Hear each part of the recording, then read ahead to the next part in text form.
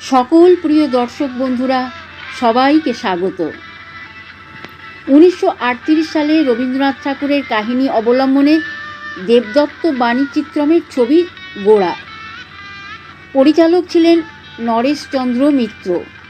এই ছবিতে সঙ্গীত পরিচালনার দায়িত্বে ছিলেন কাজী নজরুল ইসলাম।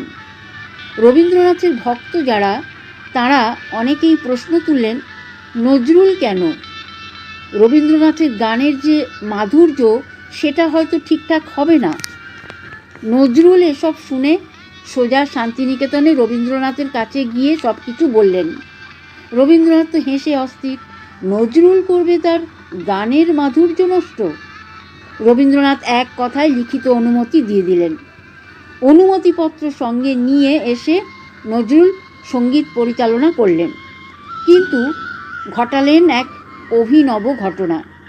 ছবিতে সবগুলি রবীন্দ্রসঙ্গীত ব্যবহার করে পর্দায় টাইটেল পড়ার সময় ব্যাকগ্রাউন্ডে নজরুল নিজের লেখা একটি গান যোগ করলেন, উষা এলো চুপি চুপি।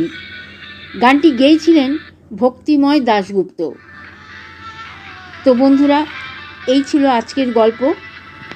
আজকের গল্প এই পর্যন্ত। সকল বন্ধুকে শুভেচ্ছা জানিয়ে শেষ করছি। ভালো থাকবেন সবাই। নমস্কার।